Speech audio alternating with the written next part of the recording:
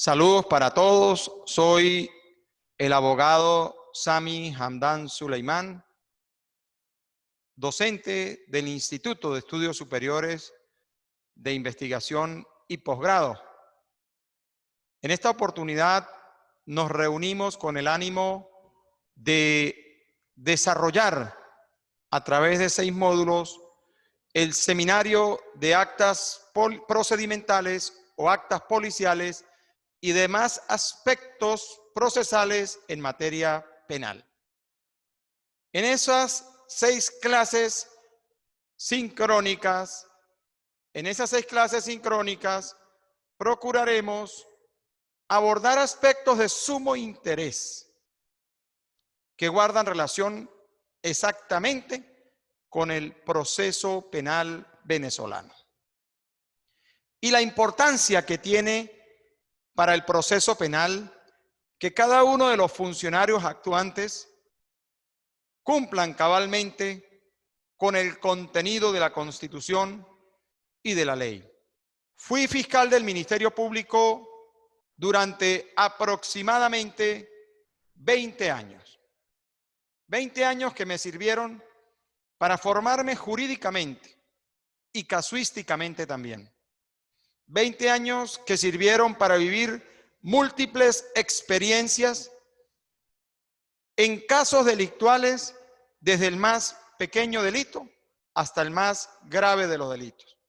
Entiéndase, desde una simple resistencia a la autoridad hasta un homicidio e incluso una toma de rehenes.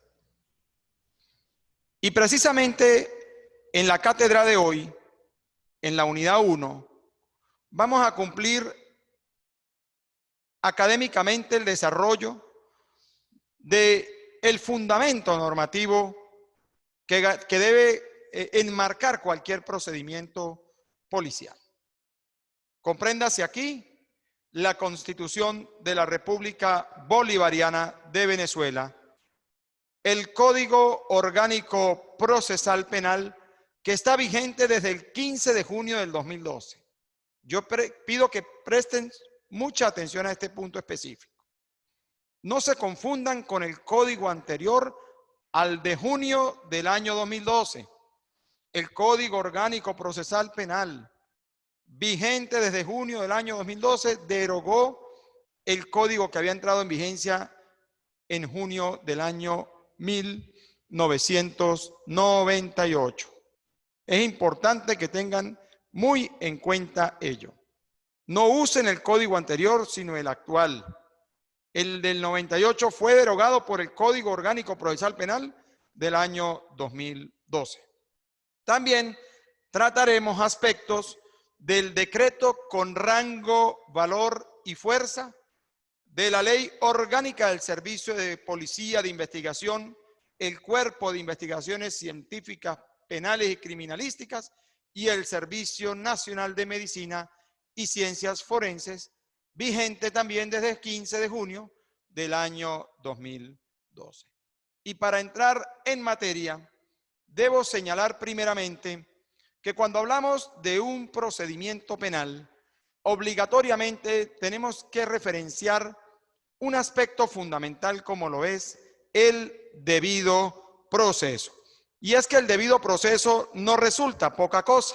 El debido proceso trata exactamente de un conjunto de garantías y derechos que tiene toda persona investigada, imputada o acusada en el contexto de un proceso penal.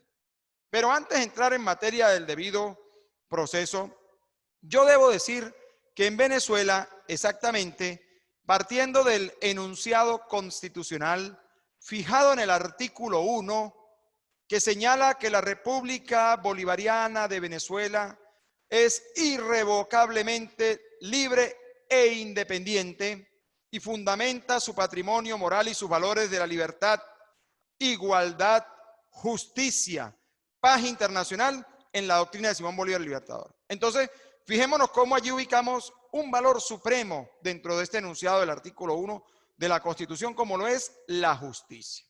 Y es que la justicia no es poca cosa. La justicia trata de un valor reafirmado en el concepto de modelo democrático que tiene nuestro país y que está definido en el artículo 2 de la Constitución de la República Bolivariana de Venezuela. Venezuela es o se constituye en un Estado democrático y social de derecho y justicia que propugna como valores superiores de su ordenamiento jurídico y su actuación la vida, la libertad, la justicia, la igualdad, la solidaridad, la democracia. Fijémonos cómo volvemos a encontrarnos con la justicia. Es la tercera enunciación de la justicia porque en el artículo primero la encontramos y en el artículo segundo la encontramos en par de oportunidades. Y partiendo de ese concepto de justicia constitucional, nosotros no podemos apartarnos del principio de legalidad que nace desde el fundamento ideológico de todo el ordenamiento jurídico de nuestro país. Y me refiero a la misma Constitución. Y vayamos tomando nota que el artículo 7 de nuestra Constitución consagra el principio de supremacía constitucional. ¿Y qué significa eso?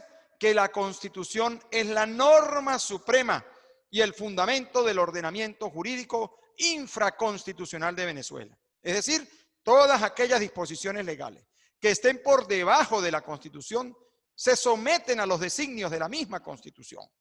Y todas las personas y los órganos que ejercen el poder público en Venezuela están sujetos a la letra de la Constitución. De allí que es de suma importancia en el contexto de cualquier proceso penal, en la actuación de cualquier funcionario, que el mismo lo haga con el debido respeto a lo establecido en la Constitución de la República Bolivariana de Venezuela. Partiendo de allí, ya nosotros tenemos que entrar a evaluar el tema del debido proceso. No sé si todos ustedes tengan allí la Constitución a la mano, pero es bueno que usen la Constitución para que puedan ir referenciando lo que yo les voy indicando. Igualmente es necesario que tengan a la mano el Código Orgánico Procesal Penal para que vayamos fijando cada aspecto. Es que el debido proceso en Venezuela tiene cabida para todas las actuaciones judiciales y administrativas. En consecuencia, nos ubicamos en el artículo 49 constitucional, que me permito referenciar a través de la lectura para ilustrarlos de mejor manera. El debido proceso se aplicará a todas las actuaciones judiciales y administrativas. En consecuencia, numeral primero, por favor.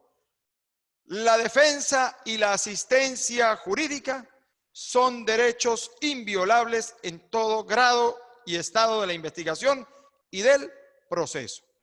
Toda persona tiene derecho a ser notificada de los cargos por los cuales se le investiga, de acceder a las pruebas y de disponer del tiempo y de los medios adecuados para ejercer su defensa. Eso lo dice el artículo 49 en su numeral primero de la Constitución. Inclusive, más abajo nos dice, serán nulas las pruebas obtenidas con violación del debido proceso. Fíjese cómo la misma Constitución busca garantizar la inmaculación de cualquier proceso, sea judicial o administrativo. Y cuando hablamos del proceso judicial, debemos ubicar dentro del mismo el proceso penal. Proceso penal que no solamente se materializa en la fase de juicio, no. El proceso penal venezolano tiene una multiplicidad de procedimientos, varios procedimientos. Y dentro de los procedimientos que ubicamos en el ámbito del proceso penal venezolano, les voy a nombrar los principales. Tenemos el procedimiento penal ordinario, el procedimiento especial para el tratamiento de los delitos menos graves, el procedimiento especial para el tratamiento de los delitos previstos en la Ley Orgánica sobre el derecho de las mujeres a una vida libre de violencia. Tenemos el procedimiento abreviado, el procedimiento para el juzgamiento de las faltas penales, el procedimiento de extradición activa y pasiva, el procedimiento para el enjuiciamiento de altos funcionarios, el procedimiento para la indemnización de daños y perjuicios que puede ser instaurado ante un mismo tribunal penal que dicta la condena una vez que la sentencia esté definitivamente firme. Y también tenemos otro procedimiento que es el procedimiento para el juzgamiento de los delitos a instancia de parte agraviada. Es decir, hay un dossier de procedimientos. Sin embargo, nosotros en este seminario de actas policiales y demás aspectos procesales en materia penal, nos vamos a referir al procedimiento ordinario porque es el que está estructurado en 4 fases. La fase preparatoria, la fase intermedia, la fase de juicio y la fase de ejecución. Pero a los efectos de nuestro seminario nos interesa la fase preparatoria, que es la fase de investigación, que es donde se construyen y nacen las fuentes de prueba y que posteriormente se pueden convertir en medios de prueba a los efectos de una preliminar, en un escrito acusatorio o en prueba en su práctica durante la fase de juicio. Entonces, fijémonos cómo el artículo 49 de la Constitución nos consagra el debido proceso. Debido proceso que tiene su historia y que en este caso no voy a referenciar. Más allá de que en el aula van a encontrar el material referente al contexto histórico del debido proceso. Entonces, ese debido proceso que exige un procedimiento.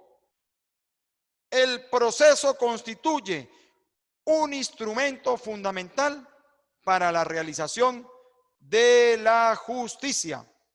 Y en el marco de ese alcance, de ese valor supremo de la justicia, se hace necesario que se respeten el conjunto de garantías fijados en la Carta Constitucional. Pero más allá de ello, en estos tiempos de pandemia, nosotros tenemos un estado de excepción bajo la modalidad de alarma que rige desde el 13 de marzo del año 2020. Y ese decreto de estado de excepción no ha restringido una de las garantías esenciales para las personas como lo es el debido proceso. Tanto así que la misma ley orgánica sobre los estados de excepción en su artículo 7 excluye la restricción de la garantía del debido proceso en el contexto de un estado de alarma. De allí que bajo ninguna circunstancia, ningún funcionario policial ni ningún funcionario al servicio del Estado puede acreditar como válido la violación de un determinado derecho o de una restricción de garantías al amparo de que existía para ese momento el estado de excepción bajo la modalidad de alarma. Y que quede eso perfectamente claro. ¿Por qué? Porque el artículo 337 y el artículo 338 de y 339 de nuestra Constitución consagran el afianzamiento del debido proceso en letra del Pacto Internacional de los Derechos Civiles y Políticos y de la Convención Americana sobre Derechos Humanos. Que quede bien claro eso. Entonces, estaba yo referenciando, porque en esta unidad 1 casualmente estamos tratando aspectos de constitucionalidad y de legalidad.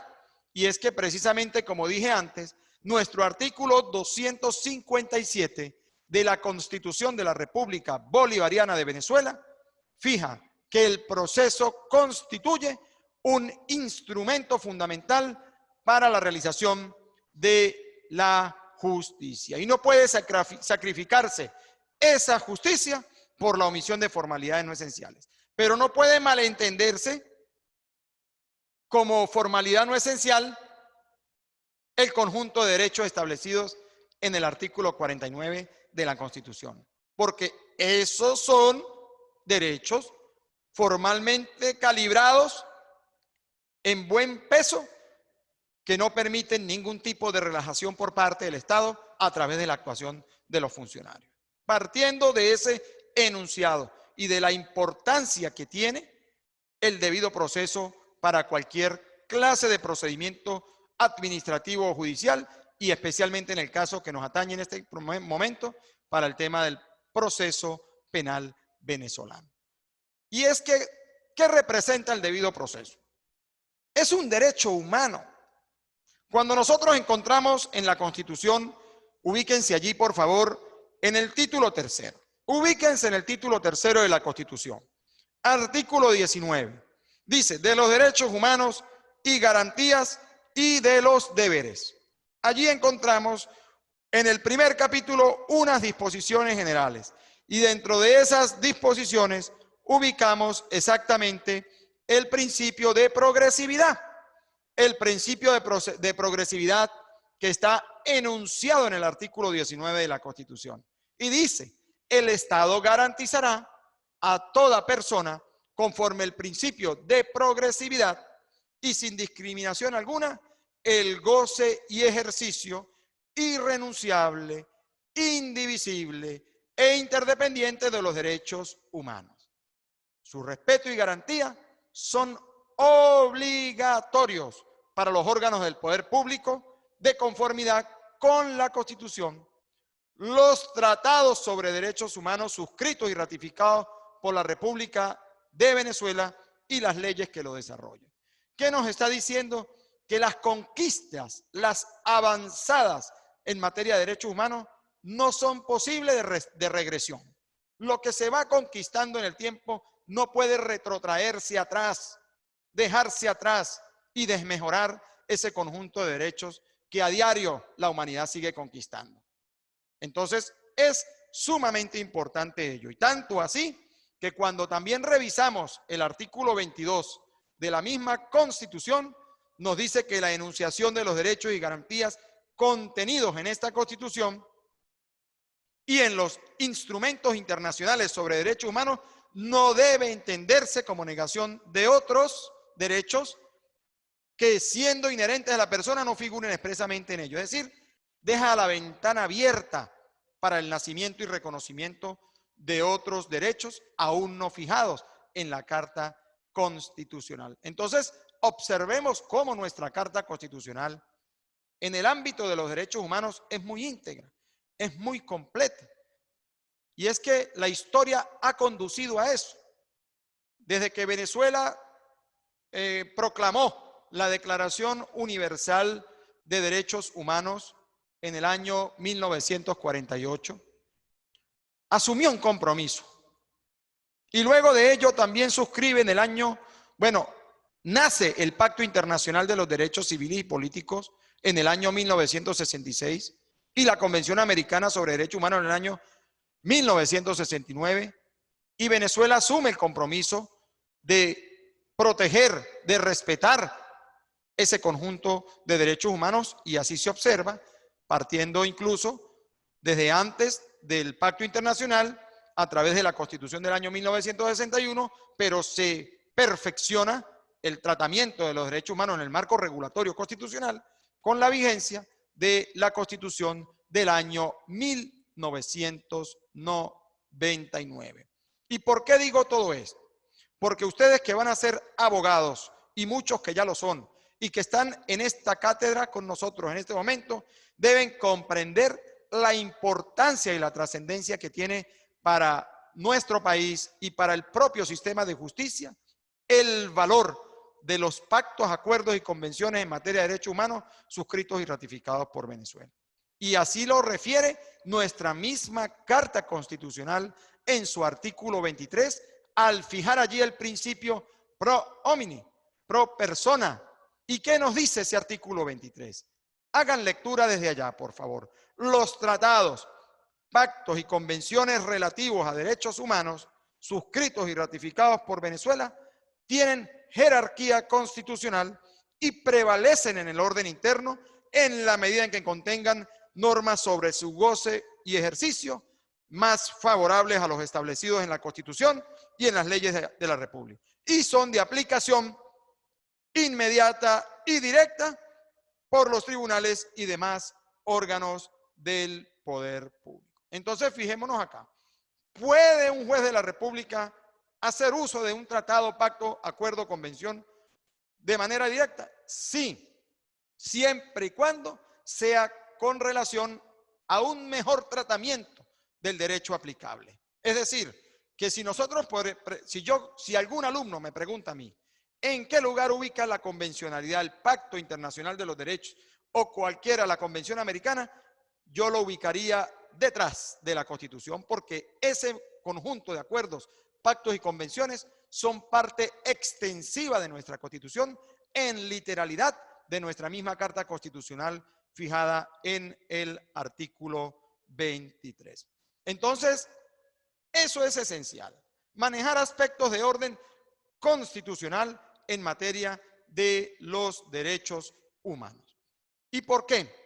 Porque nuestro Estado, nuestra Constitución, consagra en el artículo 271 la imprescriptibilidad de la acción penal en los delitos cometidos contra los derechos humanos. De allí la importancia de que todo funcionario que ejerza labores de Estado en el ejercicio de sus funciones, no estamos hablando de un funcionario policial que está jubilado y comete un atropello. No, no, no. Estamos hablando es del funcionario que está activo, del funcionario que está cumpliendo labores de Estado, del funcionario que es fiscal y que tiene que investigar, del funcionario que es juez y que tiene que administrar justicia, del funcionario que es defensor del pueblo y que tiene que velar por los derechos de los ciudadanos en materia de prestación de servicios públicos. En fin, se trata de eso, de que el funcionario esté involucrado en la actividad propia del Estado y cometa algunos desmanes o quebrante el tema propio de los derechos humanos fijado en la Carta Constitucional. Y es que precisamente el artículo 25 de la Constitución de la República Bolivariana de Venezuela nos señala que todo acto dictado en el ejercicio del poder público que viole o menoscabe los deberes garantizados por nuestra Constitución, las leyes de la República, pues es nulo. Y los funcionarios públicos que lo ordenen o ejecuten incurren en responsabilidad civil, administrativa, penal, según los casos, sin que les sirva de excusa las órdenes superiores. Ejemplo, el comisario le dice al detective: practíqueme esa detención, sin la existencia de un delito. Pero como es una orden de un superior, el detective va y materializa esa orden y practica la detención de una persona que luego es presentada al Tribunal de Control Penal por el fiscal de guardia y determina que no hay delito. ¿Qué hace el juez? Desestima la calificación de cualquier delito que pudiese atribuírsele como flagrante, le acuerda la libertad sin medida de coerción personal y ordena el inicio de una investigación contra el funcionario apreensor, pudiéndose extender la responsabilidad a quien dio esa orden inconstitucionalmente. Pero no le va a servir de excusa a quien practicó la aprehensión el haber recibido una orden de su superior. Entonces, es importante que tengamos muy en cuenta eso a los efectos de la entrada en el acto del seminario de hoy. ¿Por qué? Porque nosotros tenemos un proceso formal, un proceso garantista fijado en nuestra propia norma, que en este caso es el Código Orgánico Procesal Penal, cuyo objetivo no es otro que alcanzar la verdad reconstructiva a través de los mecanismos de investigación y judiciales que nos ofrece en su desarrollo de artículos. Ahora bien, me voy a ubicar aquí exactamente en el artículo primero del Código Orgánico Procesal Penal. Nosotros tenemos que partir del enunciado primario de esta norma procesal. Nadie podrá ser condenado sin un juicio previo, oral y público, realizado sin dilaciones indebidas, sin formalismos ni reposiciones inútiles, ante un juez o tribunal imparcial conforme a las disposiciones de este código y con salvaguarda de todos los derechos y garantías del debido proceso, consagrados en la Constitución, las leyes, los tratados, convenios y acuerdos internacionales ratificados y suscritos por la República. Aquí se reafirma el principio de legalidad, se reafirma la supremacía, porque esta norma se corresponde con lo fijado en la misma Constitución de la República Bolivariana de Venezuela. Entonces, tomando en consideración esos argumentos, yo paso en este acto a fijar exactamente de manera muy puntual, para que tomen nota, más allá de que eso está en el aula, ¿Cuál es el basamento legal de todo funcionario policial en el desarrollo de un procedimiento? El primero es la Constitución de la República Bolivariana de Venezuela. El segundo instrumento es el Código Orgánico Procesal Penal vigente desde el 15 de junio del año 2012. Y el tercer instrumento fundamental para el trabajo policial en el ámbito de la función policial es el decreto con rango, valor y fuerza de ley orgánica del Servicio de Policía de Investigación, Cuerpo de Investigaciones Científicas Penales y Criminalísticas y el Servicio Nacional de Medicina y Ciencias Forenses. Esos son los instrumentos que nos van a guiar en toda la actuación a los efectos de cualquier procedimiento policial. Ahora bien, hablando de la Constitución, nosotros en Venezuela nos rige el modelo acusatorio. Y cuando hablamos del procedimiento penal no podemos apartarnos de señalar lo que significa para nosotros el modelo acusatorio. El modelo acusatorio en Venezuela está fijado en la Constitución, pero aparte de estar fijado en la Constitución, allí se cumple un aspecto esencial en el ámbito de la administración de justicia, y es que se produce el desdoblamiento del Estado en su funcionalidad.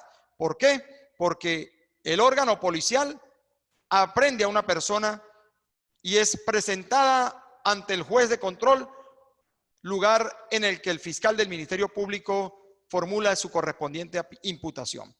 Y la investigación a partir de allí la desarrolla el fiscal en armonía con la policía como superior funcional de la policía y en fundamento del artículo 285, numerales 3 y 4 de la Constitución, pues dirige y supervisa la investigación como titular de la acción penal, lo cual se reafirma en el Código Orgánico Procesal Penal, en el artículo 11 y en el artículo 24, además del 111, numerales 1 y 2 del Código Orgánico Procesal Penal.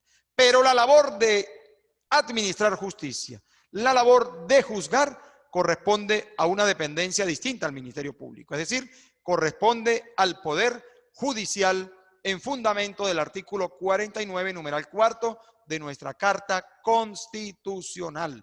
Es decir, la tarea se reparte. Por un lado, una dependencia del Estado que conforma al Poder Ciudadano, como lo es el Ministerio Público, dirige la investigación penal y ejerce la acción penal. Y por el otro, un poder distinto, como lo es el Poder Judicial, se encarga de cumplir con la tarea de hacer el acto de juzgamiento, de administrar justicia con base a lo presentado por el Ministerio Público, respetando siempre el debido proceso y la garantía también del ejercicio del derecho a la defensa, en este caso del justiciable. Entonces, hasta aquí nosotros hemos venido manejando aspectos de constitucionalidad y de legalidad. Ahora bien, nosotros nos vamos a dirigir, en este caso, a la ley que rige a la policía. La ley que rige a la policía, que es la ley que les señalé hace rato, que es la ley de los órganos de policía de investigación, del Cuerpo de Investigaciones Científicas, Penales y Criminalísticas y del Servicio de Medicina y Ciencias Forenses. Esa ley entró en vigencia casualmente en la misma fecha en que entró a regir el Código Orgánico Procesal Penal. Son leyes casi que hermanas. La misma fecha, 15 de junio del año 2012. Esa ley contempla un conjunto de actuaciones propias de los organismos policiales. ¿Y cuál es el objeto de esa ley exactamente? ¿Cuál es el objeto? Regular el servicio de la policía de investigación y de auxilio a la administración de la justicia penal. La organización de las competencias y atribuciones del Cuerpo de Investigaciones Científicas, Penales y Criminalísticas y el Servicio Nacional de Medicina y Ciencias Forenses. No podemos confundir la policía de investigación con el Cuerpo de Investigaciones Científicas, Penales y Criminalísticas, que es un cuerpo técnicamente y científicamente capacitado para ciertos y determinados delitos. Nosotros no podemos asignarle a la Policía del Estado o a la Policía Nacional o al cuerpo de bomberos, salvo este último en materia de investigación por incendio, muertes por incendio, pues un tema propio de una investigación de naturaleza sumamente fuerte como lo es el tema de un homicidio.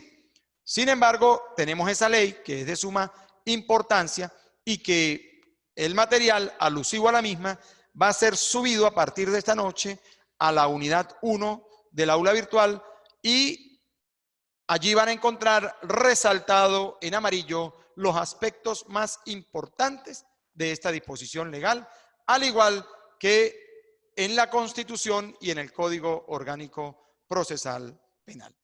Ahora continuamos con el tema y nos vamos a ubicar en el Código Orgánico Procesal Penal. Cuando hablamos de actas policiales, obligatoriamente tenemos que ubicarnos en el artículo 153 del Código Orgánico Procesal Penal. Fijemos lo que dice ese artículo. Dice, actas, presten atención por favor con el código en mano, procuren leer allí.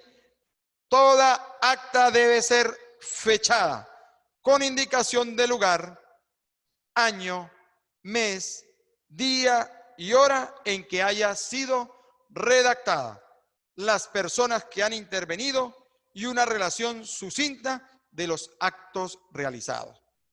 El acta será suscrita por los funcionarios y demás intervinientes. Si alguno o alguna no puede o no quiere firmar, se dejará constancia de ese hecho. La falta u omisión de fecha acarrea la nulidad solo cuando ella no pueda establecerse con certeza sobre la base de su contenido o por otro documento que sea conexo. Aquí ubicamos los requisitos que debe contener en su generalidad todo tipo de acta policial. Nosotros tenemos una diversidad de actas que no las vamos a profundizar en la unidad de hoy porque eso es tarea de otra unidad. Sin embargo, las voy a mencionar. Tenemos el acta de aprehensión en flagrancia. Tenemos el acta de aprehensión por requerimiento judicial, cuando se libran esas órdenes de aprehensión o de captura y la persona es capturada por encontrarse solicitada ante el sistema de información policial. También tenemos las actas de inspección, compréndase inspección de lugares, inspección de personas, inspección de vehículos, las actas de registros nocturnos, conforme el artículo 190 del Código Orgánico Procesal Penal. Tenemos también las actas de allanamiento.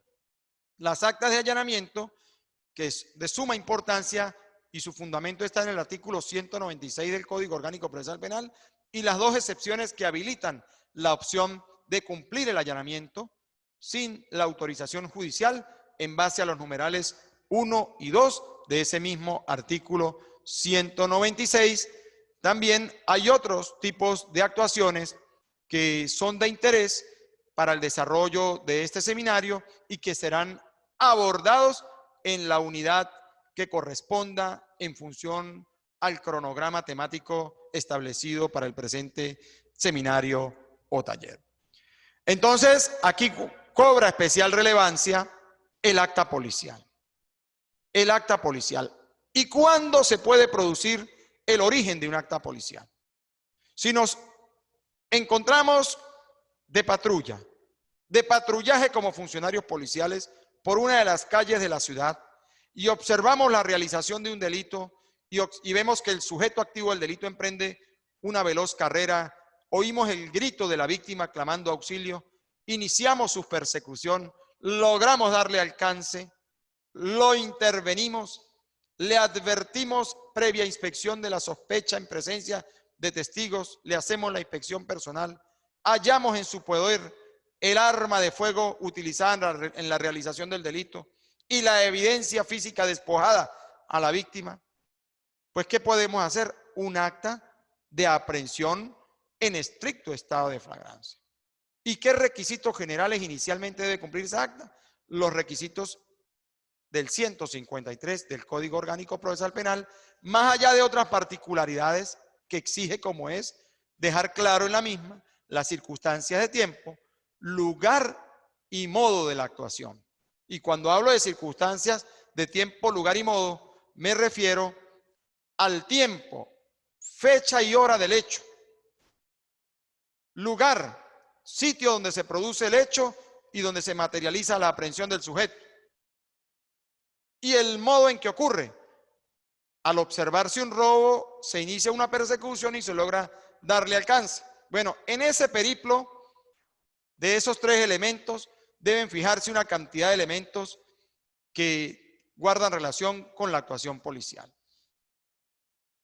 Hay que fijar en el acta obligatoriamente la individualización, la identificación de los funcionarios actuantes. Primeramente, el órgano policial que actúa. Segundo, los funcionarios que actúan. El fundamento jurídico de su actuación con base a la Constitución, al Código Orgánico Procesal Penal y a la ley que rige los cuerpos policiales. Narrar allí las circunstancias de comisión, partiendo de la fecha y hora en que ocurre, siendo las 3 horas de la tarde del día 13 de febrero del año 2021, encontrándonos en labores de patrullaje preventiva por la Quinta Avenida con esquina de calle 10 del centro de la ciudad de San Cristóbal, observamos frente a la parada de taxis La Esquina a un sujeto quien bajo amenaza con arma de fuego despojaba a una dama de su cartera. Sujeto que, al percatarse de la presencia policial, emprende veloz huida en sentido norte-sur, logrando darle alcance a la altura de la calle 3 con Quinta Avenida, ante el clamor de la propia víctima, quedando identificado el sujeto como fulano de tal, a quien previa advertencia de sospecha y exhibición fijada en el artículo 191 del Código Orgánico Procesal Penal, procedimos a advertirle la exhibición de cualquier elemento de interés criminalístico y la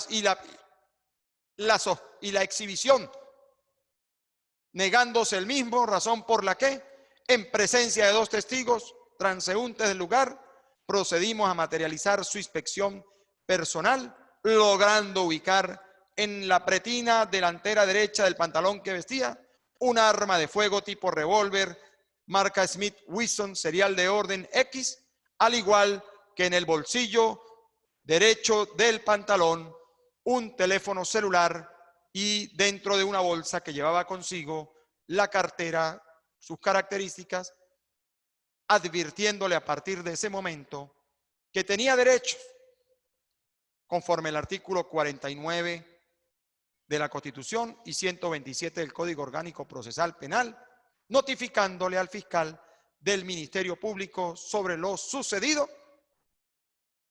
retirando las evidencias de interés criminalístico al laboratorio criminalístico correspondiente con su planilla de custodia. Fíjense cómo allí nosotros tenemos las circunstancias de tiempo, lugar y modo en la elaboración de un acta policial. Esto lo vamos a ver con mucho más detalle, por supuesto, en los módulos siguientes. Sin embargo, quería referenciarlo aquí a modo de ejemplo para que ustedes comprendan lo que es hacer un acta policial simple, sencilla y la importancia que tiene para el devenir del proceso.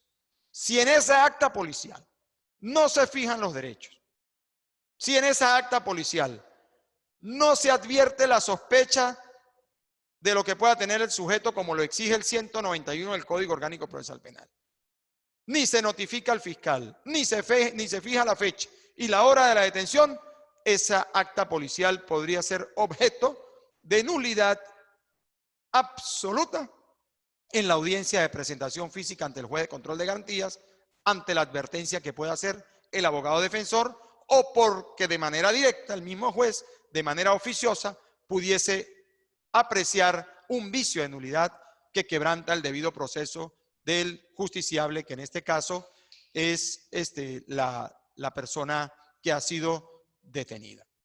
Entonces, fijémonos aquí, observemos con cautela la importancia de que un procedimiento nazca con un buen acta policial. En la medida en que comience todo bien, pues seguramente culminará el proceso de manera exitosa y se materializará el verdadero concepto de justicia constitucional que nos exige en este caso nuestra máxima norma y el mismo Código Orgánico Procesal Penal. Ahora, antes de nosotros continuar con otros temas, yo quisiera, por favor, tener como referencia un material para ustedes, un material que les va a servir bastante y tiene que ver con la Constitución, el Código Orgánico Procesal Penal, la Ley de Policía de Investigaciones, pero también el Pacto Internacional de los Derechos Civiles y Políticos y también la Convención Americana sobre Derechos Humanos. Hay un material interesante que, como les dije hace rato, se los voy a subir al aula para que ustedes lo puedan revisar. Allí van a encontrar, aparte de todo, van a encontrar dentro del material unos artículos no desarrollados. Están referenciados superficialmente con el derecho a la vida, con el derecho al debido proceso y con otros temas que son de sumo interés para ustedes, pero quiero que por favor los desarrollemos en sus casas. Nosotros, cuando hablamos del bloque de constitucionalidad, debemos comprender aquí los tratados, pactos y acuerdos en materia de derechos humanos que ha suscrito y ratificado nuestro país. Entonces, es relevante para ustedes en el ámbito de su formación jurídica y para aquellos abogados que ya están en el ámbito también del proceso penal, que comprendamos que hay unos derechos que están en nuestra Constitución y que son producto de la proclamación de ese conjunto de pactos, acuerdos y convenciones en materia de derechos humanos. Tenemos el artículo 6 del Pacto Internacional de los Derechos Civiles y Políticos que refiere el derecho a la vida, el artículo 7 que refiere la prohibición de tortura, tenemos el artículo 9, numeral 1, que afianza el derecho a la libertad y seguridad personal y prohíbe la detención arbitraria, y el numeral 2 del artículo 9 del Pacto Internacional consagra también el tema del debido proceso. Y en la Convención Americana sobre Derechos Humanos tenemos en el artículo 1, en su numeral primero, el derecho a la vida. En el artículo 5, numeral 2, la prohibición de tortura, y en el artículo 7 también tenemos en su numeral primero el derecho a la libertad, a la seguridad personal, la prohibición de detención o prisión arbitraria, y los numerales 2, 3, 4 y 5 de ese artículo 7 de la Convención Americana de Derechos Humanos también refiere el tema del debido proceso.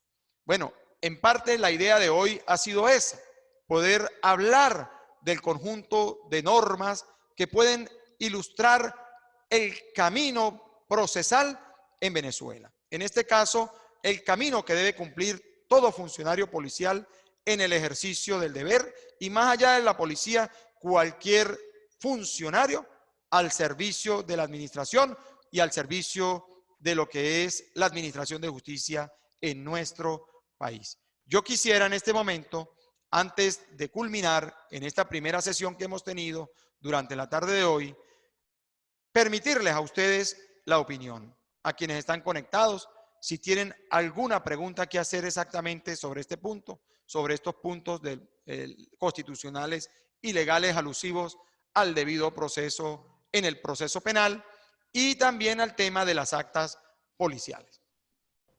Hola, buenas tardes, profesor. Buenas tardes, ¿con quién tengo el gusto? Habla con Erivan Rondón de la sección de Derecho Mérida. Perfecto, buenas tardes. Buenas tardes. ¿Puede levantar su mano, por favor? Levante, ok. Bueno, también me acompaña la compañera Aurinelli Torres, que también es estudiante de la sección de Derecho Mérida. En relación a lo que usted ha planteado el día de hoy, creo que es importante que se garantice, según lo que usted lo expresó en el artículo 49, donde se establece el debido proceso. A su vez, en el caso específico de las actas policiales, se debe garantizar el derecho del ciudadano, donde a lo largo de ese proceso se debe cumplir una serie de pasos que de una u otra forma debe estar garantizando los derechos que todo ciudadano antes o después de haber cometido un hecho se debe de garantizar. A su vez, relacionado directamente con los derechos humanos, los cuales a lo largo de la historia, no solamente desde el punto de vista jurídico, sino a lo largo de la historia, se habla sobre la violación de los derechos humanos, lo cual es un tema de gran complejidad, llevarlo hasta la actualidad y tocarlo, porque es un tema que creo que no va a tener nunca un fin, provocado precisamente por esa propia subjetividad y egoísmo que cada uno de los seres humanos por naturaleza tenemos, profesor.